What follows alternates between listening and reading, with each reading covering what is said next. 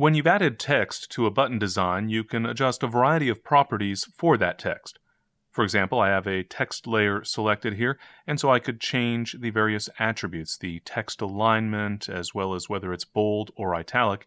And of course, the most significant attribute of text would be the font that is used.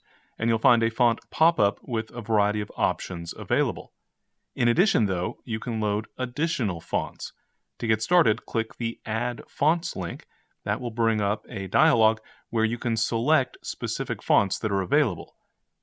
So first, you could choose a category. I might like a handwriting font, for example. So I'll turn on that checkbox, and then I can scroll through the various fonts and click the Add checkbox for any of those fonts that I'd like to have available when I'm working on a button design. After selecting one or more fonts, you can click the Done button, and the selected fonts will be added to your list.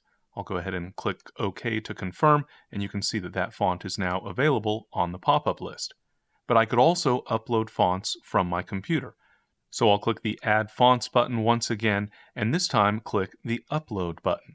I can then click the Choose File button, and then locate and select the font that I'd like to upload. Here I've saved a font to my desktop, and so I'll select that font and click the Choose button, and then I'll click the Upload button in order to upload that font. Having done so, the font is now available from the font pop-up, so I can use that font in my button design and of course continue to refine the other properties for that font as well.